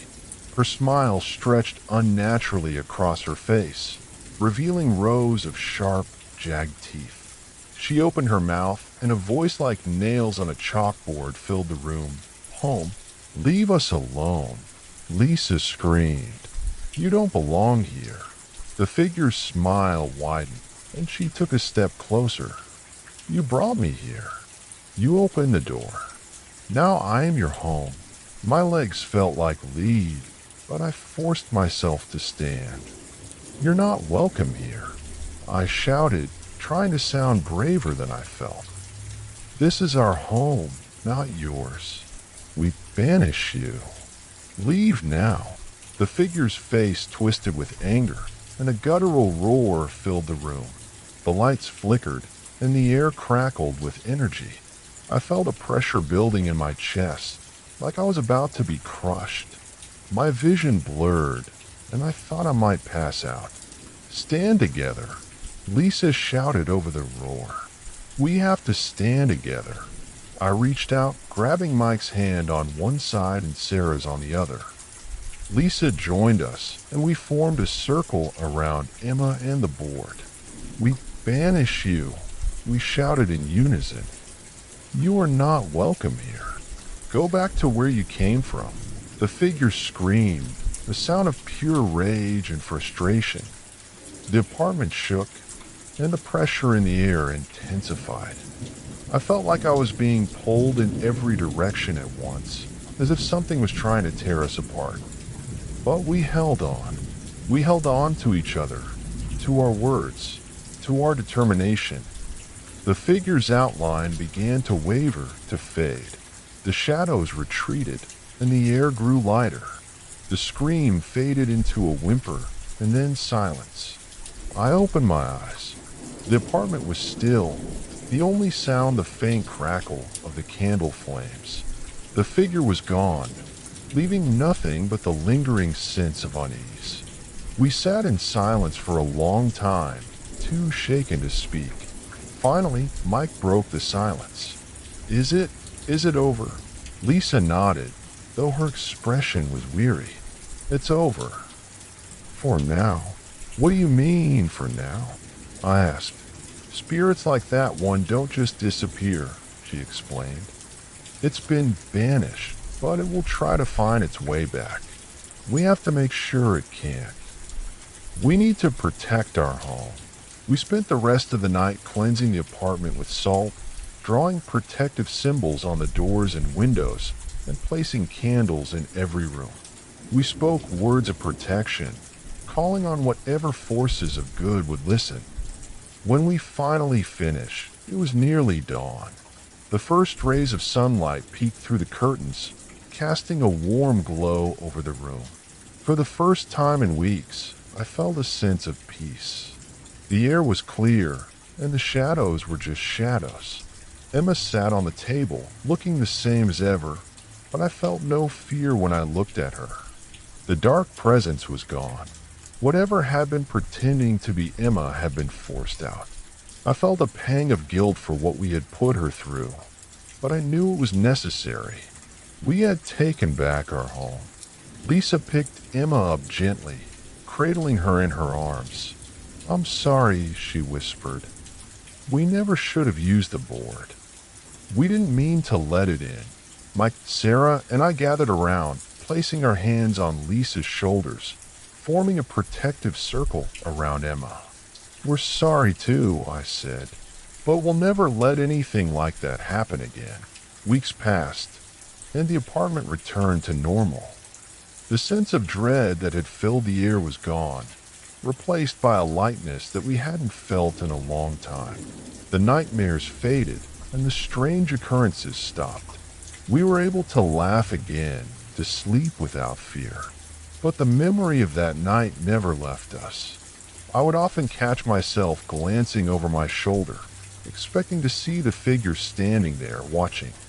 The sound of a creaking door or a flickering light would send a shiver down my spine.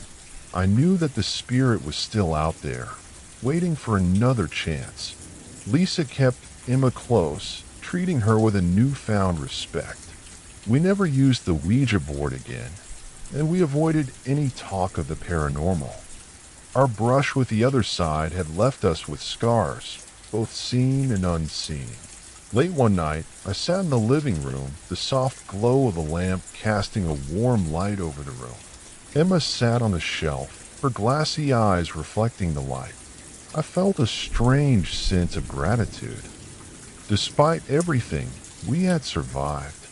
We had faced the darkness and come out the other side. As I sat there, I heard a soft giggle.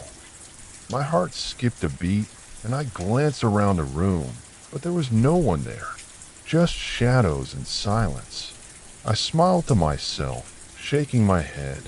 It was probably just my imagination. But still, as I got up to go to bed, I couldn't shake the feeling that something was watching. I paused in the hallway, looking back at the living room at Emma. Her eyes seemed to twinkle in the dim light, as if she were smiling. I turned away, heading to my room. As I closed the door, I whispered softly, "Good night, Emma."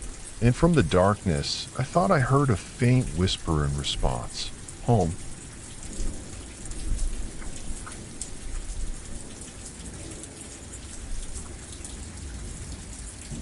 I've been working in healthcare for over 2 decades. During my time, I've seen the best and worst of humanity. I've witnessed joy in the recovery of a patient once thought lost, and I've seen the depths of despair in the eyes of a family member given tragic news. But what has stayed with me most are not the moments of life or death, but the inexplicable, those subtle encounters that don't make sense. Things that linger at the edges of perception like shadows that only reveal themselves when you aren't looking. It was during a night shift that the line between reality and the unexplainable began to blur. I worked at St. Mary's, a small historic hospital that had been in operation for nearly a century. The building had aged with grace, its architecture a testament to an earlier era. High ceilings, narrow hallways, and an overall Gothic feel lent a certain charm to the place, but also a sense of unease that settled over the night staff like a heavy fog. That particular night was quiet. Too quiet, if you ask me. Nights like that always put me on edge. My coworkers and I sat at the nurse's station, our conversations reduced to whispers out of respect for the sleeping patients. There were only 15 of us on duty, tending to the 28 occupied beds. The hospital was never at full capacity anymore, but that didn't mean we had any fewer responsibilities. I checked the clock on the wall.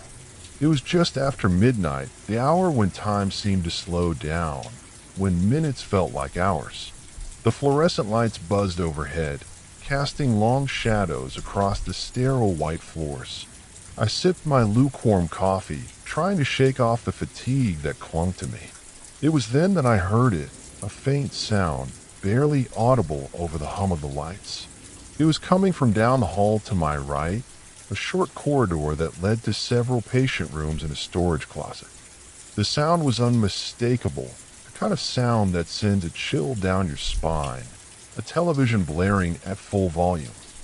I turned to my coworker, Melissa, a seasoned nurse who'd worked there almost as long as I had. Her eyes met mine, her expression mirroring my own confusion. "Do you hear that?" I asked, setting my coffee down. Melissa nodded, her face pale. "Yeah, but those rooms are supposed to be empty." I stood up, grabbing my flashlight. "Let's go check it out." The hallway was dimly lit, the only illumination coming from the overhead lights that flickered every few seconds. It was like walking into a different world, a place where the shadows were deeper and the silence was more profound. As we walked, the sound of the TV grew louder, a cacophony of voices and static that filled the air like a tangible presence. The rooms along this hallway were either empty or closed for maintenance, their doors shut tight. The noise seemed to be coming from the very end, behind a door that bore several "Do Not Enter" signs. It was the maintenance room, a place none of us had any reason to go into. I could feel my pulse quicken, a sense of unease settling in my gut. Melissa and I exchanged a glance. "Maybe one of the maintenance guys left the TV on," she suggested, though I could tell by her tone that she didn't really believe it. I nodded, more to reassure myself than anything else. We approached the door, the noise now so loud it was almost unbearable. I reached for the handle, hesitating for a moment before turning it. The door creaked open, revealing a small, almost empty room. There, in the center of the room, was a single television set, an old model that looked like it belonged in the 1980s. Its screen flickered with static, the volume turned up to the maximum. The distorted images and sounds filled the space, a surreal display that made my skin crawl. I walked over to the TV, Melissa close behind me. The air felt thick, almost suffocating, as if the room itself were alive, watching us. I reached out and turned the TV off. The silence that followed was deafening. I looked around the room. Aside from the TV, there was nothing out of place. A few shelves lined the walls, holding cleaning supplies and spare bulbs. The air was heavy with the scent of dust and disinfectant. I felt a strange urge to speak, to fill the silence with something, anything. "Stop this nonsense," I said softly, my voice sounding small and insignificant. "There are sick patients here who need their rest." I don't know why I said it. I didn't expect a response. But as soon as the words left my mouth, the atmosphere in the room seemed to shift. The air grew colder, and I felt the presence, something dark and heavy, like a shadow passing over me. I turned to Melissa, her face pale. "Let's go," I said. She nodded, and we left the room, closing the door behind us. As we walked back to the nurse's station, the hallway seemed longer, the shadows deeper. I couldn't shake the feeling that something was watching us, following us. But when I turned to look, there was nothing there. Just empty halls and closed doors. When we returned to the nurse's station, the others were waiting, their expressions a mix of curiosity and concern. "What was that about?" asked David, one of the younger nurses. "Just a TV left on in the maintenance room," I replied, trying to sound casual. "Nothing to worry about." Melissa nodded in agreement, but I could see the doubt in her eyes. The others accepted our explanation, but a sense of unease lingered in the air. We went back to our routine, checking on patients, reviewing charts, and trying to keep our minds off the strange occurrence. An hour passed, then two. The quietness returned, filling the corridors with a heavy silence. I was beginning to think we'd imagined the whole thing when the elevator at the end of the hall suddenly came to life. The old single elevator that ran from the basement to the main floor was notorious for its unreliability. It often broke down, trapping anyone inside for hours. That night, the elevator had been out of service, its doors firmly shut, a sign indicating it was not in use. But now, it hummed to life, the sound of its gears grinding echoing through the hallway. Melissa and I exchanged a glance, our earlier sense of dread returning. We walked towards the elevator, the sound growing louder with each step. As we reached it, the elevator doors slid open, revealing an empty interior. The sight of the empty elevator sent a chill down my spine. I felt a cold sweat break out on my forehead. Melissa took a step back, her face pale. "Is someone in the basement?" she whispered. I shook my head. No one should be down there. The morgue's been out of use for months, and all the maintenance staff are gone for the night. The elevator doors stayed open for a moment, as if waiting for someone to step inside. Then slowly they closed, and the elevator began its descent back to the basement. After that night, things started to change. It wasn't immediately obvious, but the atmosphere in the hospital grew heavier, more oppressive. I could feel it in the way the shadows seemed to stretch longer, the way the air felt thicker, almost like it was pressing down on us. And then there was the figure in black. I'd seen it before, always out of the corner of my eye. A fleeting shadow that darted across the hallway, gone before I could focus on it. I'd always brushed it off as a trick of the light, a figment of my imagination. But after that night, I started seeing it more frequently. It was always the same, a dark figure, wearing what looked like a long, flowing coat, its face hidden in shadow. It moved quickly, always just out of sight, disappearing around a corner or into a room before I could get a good look. At first, I kept it to myself. I didn't want to seem paranoid, especially after the incident with the TV. But then Melissa mentioned seeing something similar, a shadowy figure that moved too quickly to be real. When she described it, my blood ran cold. She'd seen the same thing I had. We tried to ignore it to focus on our work, but it was impossible. The figure appeared more and more often, always in the periphery, never in plain sight. It was like it was watching us, waiting for something. And then the death started.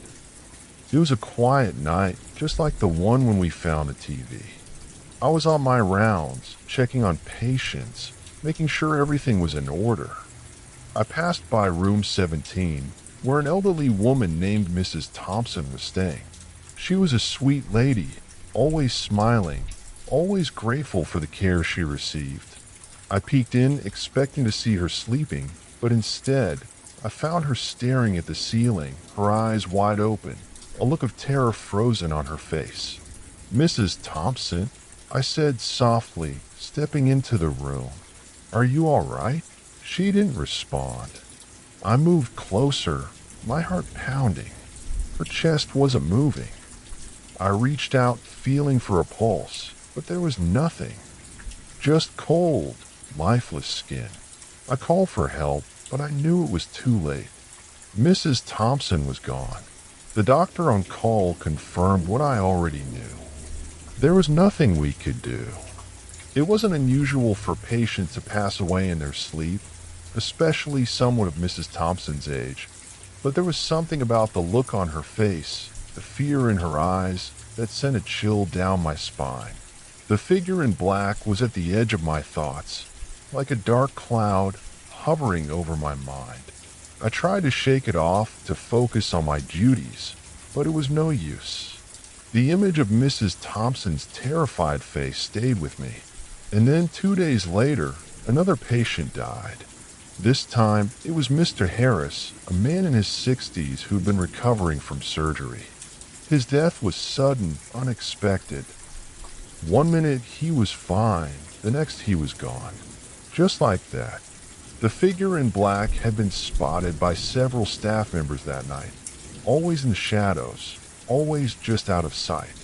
Whispers began to circulate among the nurses, stories of a dark presence that heralded death. No one said it out loud, but we all felt it, the sense of dread that hung over us like a storm cloud. The incidents escalated.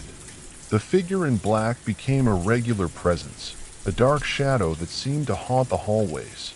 Always there, always watching. The elevator continued its nightly journeys, ascending from the basement to the main floor with no one inside. I couldn't shake the feeling that everything was connected. The figure, the elevator, the deaths. I became obsessed, spending every spare moment researching the hospital's history, looking for anything that might explain the strange occurrences. I found out that the hospital had been built on the site of an old church, a place rumored to be haunted long before the hospital was constructed. There were stories of apparitions, unexplained noises, and sightings of a figure in black that dated back to the early 1900s. The old morgue in the basement was a relic from the hospital's past, a place that had seen its fair share of death. It hadn't been used in years, but the idea of a morgue, a place where bodies were once stored and prepared for burial, being in the same building made my skin crawl. I had to know more. One night, after my shift ended, I decided to go down to the basement. The elevator was out of service, so I took the stairs, my flashlight guiding the way. The air grew colder as I descended, the walls damp with condensation. The basement was dark, the only light coming from a few flickering bulbs hanging from the ceiling. The old morgue was at the far end, its door slightly ajar. I pushed it open, the hinges creaking in protest. The room was empty, just a cold, sterile space with a few metal tables and shelves. The smell of disinfectant was overpowering. mixing with the damp, musty scent of the basement. I shone my flashlight around, looking for anything out of place. That's when I saw it. A shadow darker than the rest, moving in the corner of my vision. I turned quickly, but there was nothing there. Just the empty room, the silence pressing in on me. I felt a chill run down my spine, a sense of dread that settled in my bones. I had to get out of there. I turned and left, my footsteps echoing in the empty hallways as I made my way back to the main floor. The figure in black became more than just a fleeting shadow. It began to appear directly in front of us, standing at the end of hallways, lingering in doorways. It never moved, never spoke, just stood there watching. I wasn't the only one who saw it. Other nurses, even some patients, reported sightings.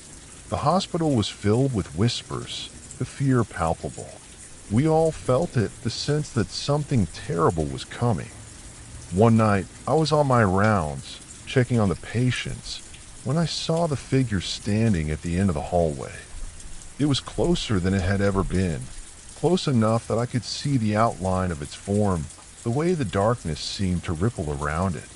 My heart pounded in my chest, my breath coming in short gasps. I wanted to run to get away from that thing, but my feet were rooted to the spot. I couldn't move, couldn't look away. "Who are you?" I managed to whisper, my voice trembling. "What do you want?" The figure didn't respond. It just stood there silent, its presence filling the hallway with a sense of cold, suffocating dread. I took a step forward, then another. The figure remained still, watching me. I reached out, my hand shaking, trying to touch it to see if it was real. And then, just as my fingers brushed the darkness, it was gone. One moment it was there, the next, nothing. Just empty air, the hallway stretching out in front of me. I stumbled back, my heart racing. I could feel its presence, lingering in the air, a cold, dark energy that sent a shiver down my spine. I knew then that it wasn't just a shadow, a trick of the light. It was real, and it was here for a reason. After my confrontation with the figure, the sense of dread in the hospital grew stronger. The air felt heavy, charged with a dark energy that seemed to seep into the very walls. The other nurses were on edge, their eyes darting to every shadow, every dark corner. We all knew something was coming. It was on a Tuesday night when the final death occurred. I was on my usual rounds, checking on patients, when I heard a commotion coming from room 22. I rushed over, my heart pounding. Inside, I found Melissa, standing over the bed of Mr. Jenkins, an elderly man who had been recovering from a mild stroke. He was gasping for breath, his face pale and clammy. Melissa was trying to calm him, her voice soothing, but there was a look of fear in her eyes. "He just started having trouble breathing," she said, her voice shaking. "I don't know what's happening." I moved to his side, checking his vitals. His pulse was weak, his breath shallow. We called for the doctor, but deep down, I knew it was too late. There was nothing we could do. Mr. Jenkins' breathing slowed, his eyes glassy. I held his hand, trying to comfort him, but there was no comfort to be found. He looked at me, his eyes filled with terror, and then just like that, he was gone. I stood there numb, as the doctor confirmed the death. Melissa was crying softly, her shoulders shaking. I felt a coldness settle over me, a sense of finality. I knew that the figure in black had claimed another victim. As we left the room, I glanced back. In the corner I saw it. The figure in black, standing silently, watching. It was closer than ever, its presence suffocating. The death of Mr. Jenkins marked a turning point.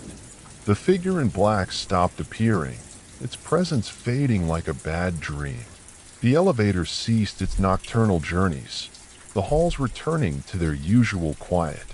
But the sense of dread, the darkness that had settled over the hospital, remained.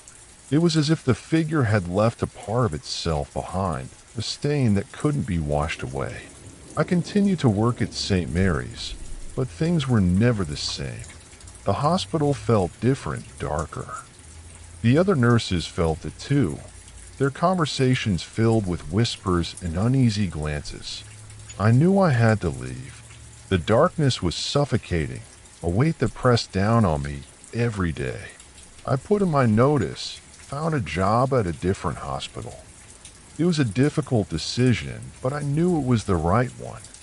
On my last night, I took one final walk through the hospital. The halls were quiet, the lights dim. I passed by the elevator, its doors closed, silent. I made my way to the maintenance room, the door still bearing its "Do not enter" signs. I pushed the door open, stepping inside. The room was empty, just a cold, sterile space.